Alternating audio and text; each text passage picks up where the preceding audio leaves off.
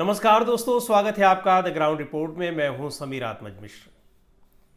उत्तर प्रदेश की राजधानी लखनऊ में कल गृह मंत्री अमित शाह का दौरा था। वहां पर जो नए पुलिस कांस्टेबल रिक्रूट हुए हैं 60,000 से ज़्यादा, उनको नियुक्ति पत्र देने का मामला था। बड़ी दिलचस्प राजनीतिक समीकरण बनते और बिगड़ते दिखाई पड़े हैं कल की अमित शाह की इस यात्रा में। सबसे पहले तो सरकार ने जो विज्ञापन जारी किया था अखबारों में, अमित शाह आएंगे और जो नियुक्त हुए हैं उनको नियुक्ति पत्र देंगे, उसमें पूरे पेज का, फुल पेज का अखबारों का विज्ञापन था। लेकिन उसमें प्रधानमंत्री नरेंद्र मोदी और मुख्यमंत्री योगी आदित्यनाथ की तस्वीरें थी। अमित शाह की तस्वीर उसमें से गायब थी।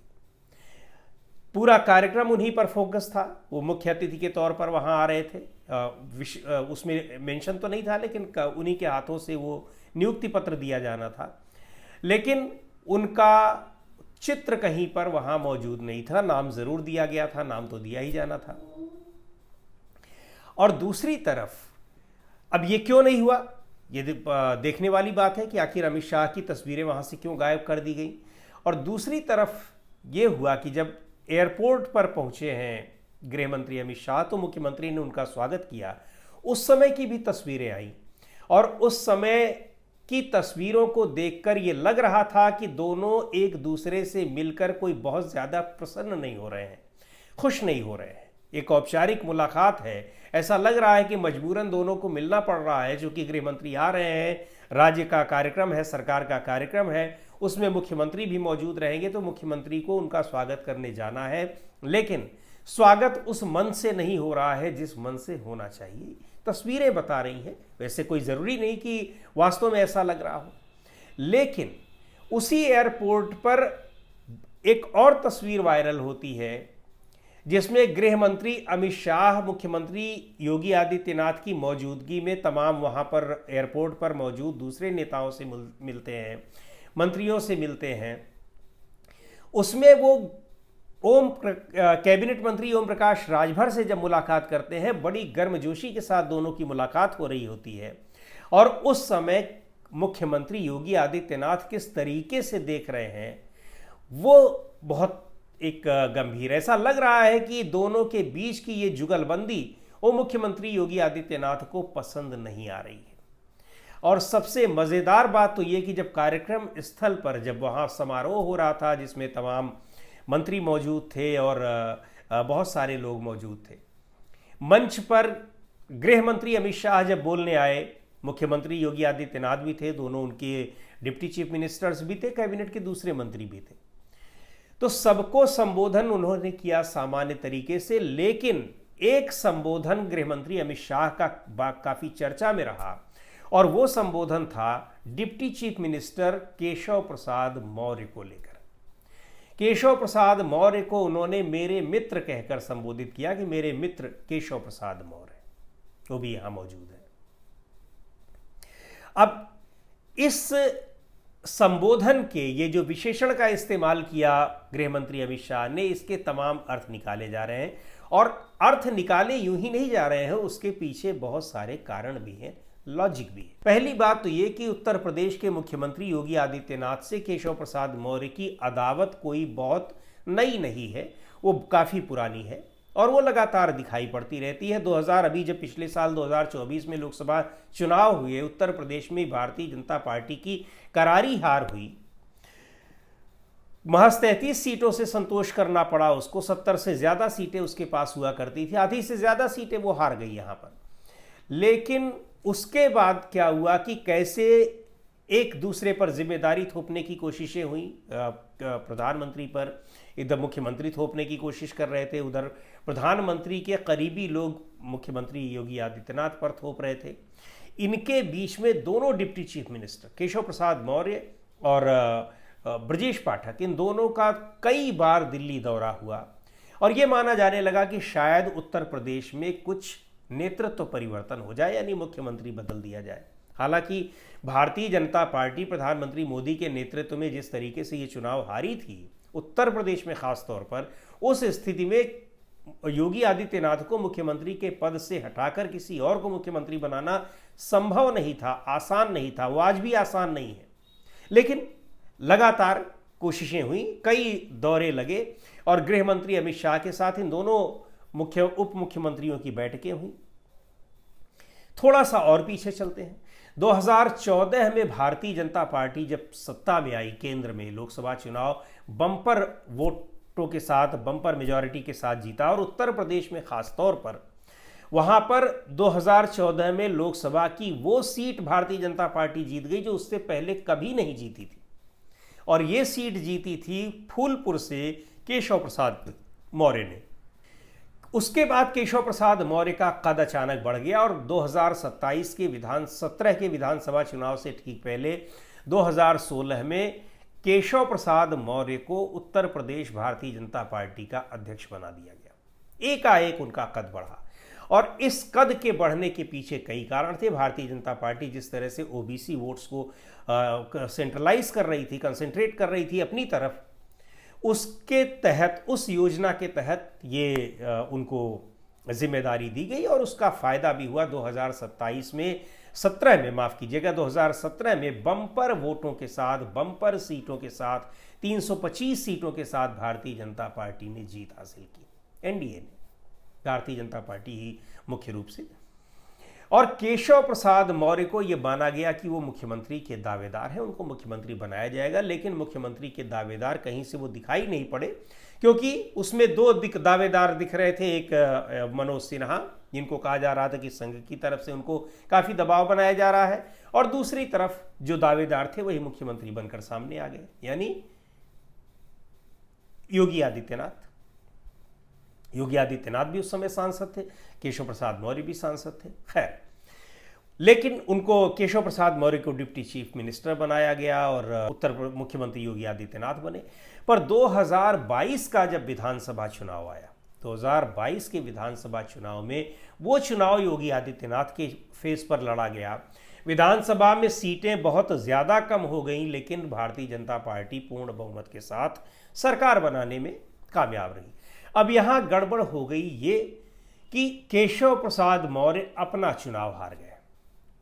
उसके पहले जिस फूलपुर लोकसभा सीट को उन्होंने बम्पर वोटों से 2014 में जीता था, जब उसको छोड़ा उन्होंने, वो डिप्टी सीएम बनने के बाद उपचुनाव हुए, उसमें भारतीय जनता पार्टी हार गई। यह अलग बात है कि 2019 में फिर से भारतीय जनता पार्टी ने फूलपुर सीट जीत ली, लेकिन 2022 में केशव प्रसाद मौर्य अपना चुनाव विधानसभा का हार गए सिराथू से, और ये उनके लिए बैकफायर कर गया। और हालांकि उसके बाद भी उनको डिप्टी चीफ मिनिस्टर बनाया गया, लेकिन डिप्टी चीफ मिनिस्टर बनाने के बाद योगी आदित्यनाथ ने उनके पर किस तरीके से कतरे, और चूंकि केशव प्रसाद मौर्य पर यह ठप्पा लग चुका था और स्वाभाविक था, ये सही बात भी थी कि वो केंद्रीय नेतृत्व के बेहद करीबी थे, और खास तौर पर अमित शाह के, गृह मंत्री अमित शाह के। इसलिए भी क्योंकि अमित शाह जब उत्तर प्रदेश का प्रभार देख रहे थे महासचिव के तौर पर, तो केशव प्रसाद मौर्य ने भी उनके साथ काम किया और लगातार उनके साथ उनकी बैठकें होती रहीं। ये भी कहा जाता है कि अमित शाह के साथ योगी आदित्यनाथ की ट्यूनिंग बहुत अच्छी नहीं है, वो दिखाई भी पड़ गया। कल का जिस तरीके से जो तस्वीरें आई, वहाँ भी वो साफ दिखाई पड़ रहा था। ये अलग बात है कि योगी आदित्यनाथ की तारीफ काफ़ी की, उनके नेतृत्व में उत्तर प्रदेश सरकार किस तरह से झंडे गाड़ रही है, बार बार दोहराया गृह मंत्री अमित शाह ने, लेकिन अंदर खाने बातें ये हैं कि योगी आदित्यनाथ के साथ गृह मंत्री अमित शाह की ट्यूनिंग ठीक नहीं है। यहाँ तक कि कई बार कुछ अधिकारियों के ट्रांसफर और पोस्टिंग को लेकर भी दोनों में तनातनी हो जाती है, और योगी आदित्यनाथ सीधे तौर पर उनकी बातों को खारिज कर देते हैं। यहाँ तक कि अब केंद्रीय नेतृत्व के साथ सीधे टकराव कई मौक़ों पर उत्तर प्रदेश के मुख्यमंत्री योगी आदित्यनाथ का हो रहा है, और उनको तवज्जो नहीं दी जा रही है। एक और उदाहरण है, उत्तर प्रदेश में एक और मिनिस्टर है, बिजली मंत्री हैं, आजकल काफ़ी चर्चा रहती है, एके शर्मा।